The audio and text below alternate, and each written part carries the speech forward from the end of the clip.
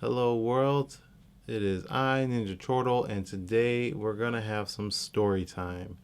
What I'm doing is I'm gonna call this story segment, and what it is that I'm gonna tell you a personal story. This is my history, and it's gonna be about gaming or comic books or cosplay, whatever, just stuff that's in my past. I just want to share with you.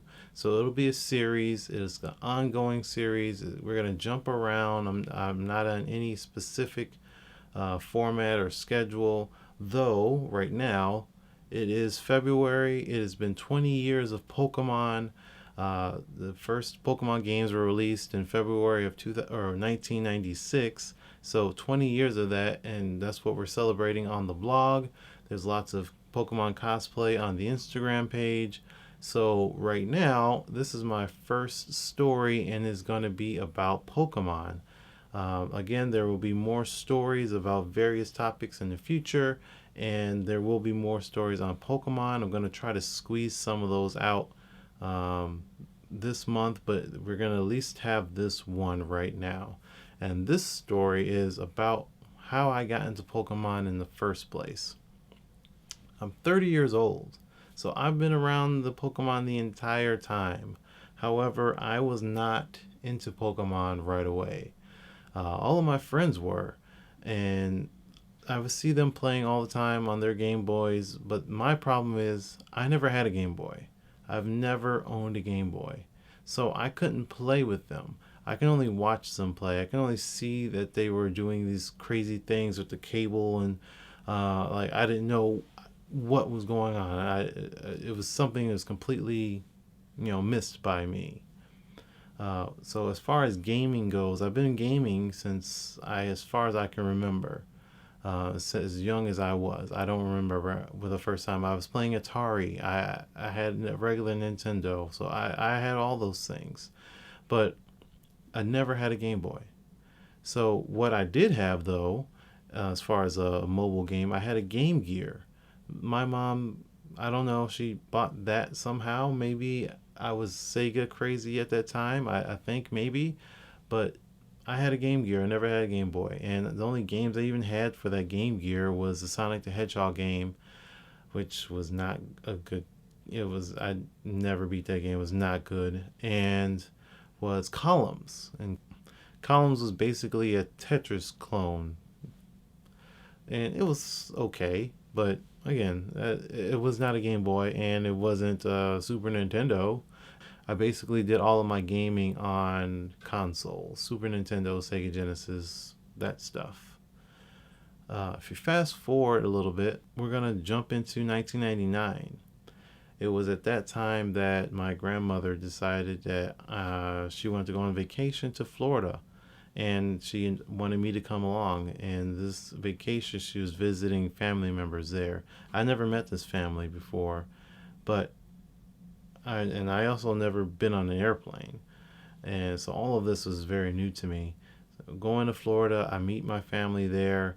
One of my cousins is Akil, and Akil had Pokemon cards, and he had the games and all the stuff. And this was my first time that I actually got exposed to Pokemon directly.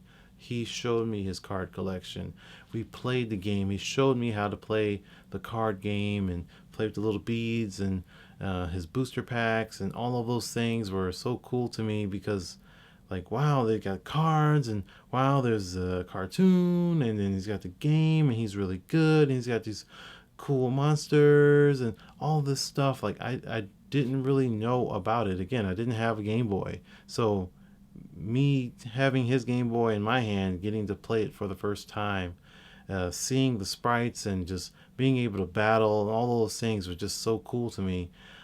It wasn't until we took a trip to Universal Studios Orlando is when I got my first Pokemon cards. And I think I bought about two or three booster packs. I didn't get a starter deck right away, but I bought the booster packs. And you know this sort of thing isn't supposed to happen.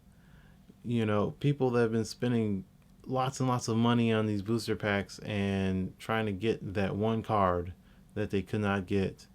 And I got it on my first booster pack. And I'm talking about Charizard. Now, it wasn't the first edition Charizard, but it was still the holographic Charizard. I got that in my very first. I opened up. Oh, what's this? Oh, this one looks pretty cool. Oh my god! Like, it's crazy. He went crazy. I didn't know what it meant because I barely even knew what a Charizard was. But I got the best card in the game. So in the first, generation of Pokemon cards, that was the best one. I took all of that back home. Um, I did eventually get starter decks and things like that, but my problem was I was learning the franchise, loving it, and getting into it. But when I got back home, things got a little different because I still wasn't into the franchise 100% because I didn't have the game. I was starting to watch the anime, but what I realized again, my friends were playing and they all knew the card games and stuff like that. They really wanted these valuable cards. And my card comic book shop down the street from my house also really wanted these cards too. And I realized that, hey, this Charizard's kind of going for a lot of money. I kind of like those other ones better. So I totally traded it in. I don't have any more. It's gone. I ended up trading it in for a Vaporeon, a Flareon, and a Jolteon. So to give you a little perspective, if you don't know, back then, I sold these cards left and right to friends and family that were interested in having the holographic cards. So I would regularly, back in eighth grade, I'd have my binder of cards and I would basically sell them out like I was selling drugs or something in the school, but they were actually Pokemon cards. So they were like, "Oh man, you got the holographic Jolteon? I'll pay $10 for that." I was like, "Yeah, let me see." Okay, here you go, $10. I made $10 off of that. You need that holographic Vileplume? I got that for you. Yeah, yeah. I was regularly buying and selling cards all the time. And again, I think I sold each Jolteon, Flareon, and Vaporeon holographic for $10 each. And I ended up receiving those for the Charizard. I think at that time that card shop sold my Charizard for $50. Right now, if you still have that Charizard in great condition, it's holographic, and I think it's first edition, it's going for like 200, maybe 250. Like people are paying buttloads of money for that one card because it was tons of nostalgia in it. I've even seen the original, a box of the original booster packs unopened. They go for like $300, $400 just for a whole box of them. That's pretty crazy. So those things are worth a lot of money back then. They're worth nothing now, unless you have the old stuff. But that's what I had, and I totally dropped the ball. Now, as far as the actual game goes, again, I never owned a Game Boy, but this was 1999. What game came out back then that I could possibly play? I had a Nintendo 64, so I got Pokemon Stadium. Now, Pokemon Stadium totally was cool, but it was not the game that I thought it was going to be. Like most people, everybody wants a Pokemon game just like the Game Boy and DS and all that stuff. They want it on the Wii, they want it on the N64, they want a 3D game just like the small one game, but put it on the big screen. That's what we've all wanted. And Nintendo has never given us that. I don't know why, but over 20 years they have never given us that. But when Pokemon Stadium came out, it was the first game that people thought, oh, they just took the small game and put it on the big screen. Everyone thought that. But that was not the case. Pokemon Stadium was just like a 3D battler. It was just a battling game, which was still fun. I mean, when you play Pokemon, you play the battle. So you may not have been able to go through Viridian Forest, or may not have been able to go through, the Elite Four or anything like that. Well, kind of, but you were able to battle, just battle directly with your friends against the CPU, and play some mini games and stuff like that. It was pretty fun. It was just really great just seeing Pokemon animated in 3D, and they're having a voice announcer yell out all the moves. Squirtle, use Surf, and the actually have Surf, and it's water coming up, and he's riding it, and they go all crazy, and that was fun. The real reason I bought it though was because you could get this dongle, the thing that attaches to the back of the Nintendo 64 controller, had a little slot in it, and you stick in a Pokemon Red, Pokemon Blue, Pokemon Yellow cartridge in there, and then you can play that game, the Game Boy game, onto your actual television. That's why I got it. I didn't need a Game Boy to play Pokemon. All I needed was Pokemon Stadium and that dongle. And not only was that cool, because that's again like the first time that I legit got to play through beginning to end a Pokemon game. Once you play through Stadium a bit and you unlock a few things, you have the ability to speed up the gameplay for the Pokemon Red, or, well, in my case, Blue. I had Blue. I didn't want Red. Ninetales, Vulpix are on Blue. That's why. But once you unlock all of that, you can play at a faster speed, 2 times normal speed, 4 times normal speed, and I think 6, possibly 8 times normal speed. So you're just zipping around the screen all crazy. You can play the game 2 to 4 times faster than any normal pace. Basically, you can beat it within, let's just say half the time, or four times as fast. So I played Pokemon Blue a million times over because I was able to play through it so fast. And I think I played a little bit of the Yellow too.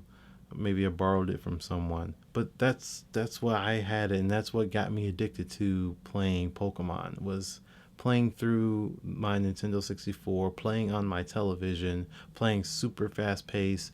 And then also with that dongle, you can transfer your Pokemon from the Game Boy game to the N64 and battle them out. Same stats and everything. Battle them out with your friends. Use them against the computer, which just was totally OP. And you can do some item management as well.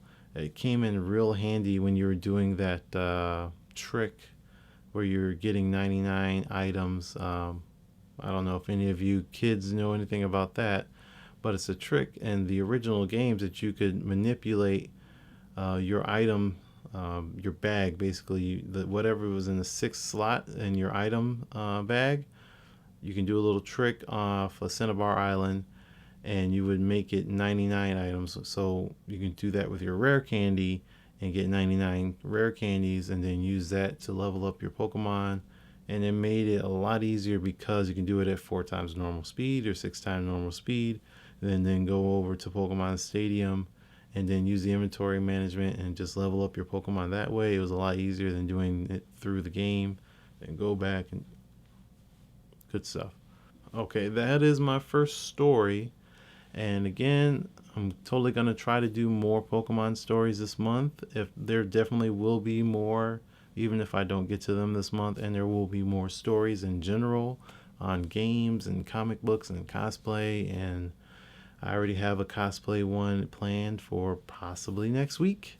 So make sure you subscribe.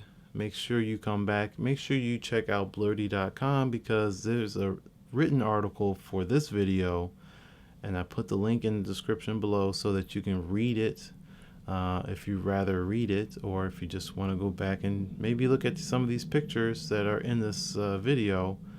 I'll put those down in the actual article, so check that out. Also check out the rest of the website, because there's a whole lot of extra stuff that you guys may not know about if you've never been. So give it a look. We post on comic books, gaming, and cosplay all the time. A whole lot of it every single day, Monday through Friday. I kind of take a break on the weekends, but still plenty stuff there for you to look at, read, enjoy. Thank you for watching.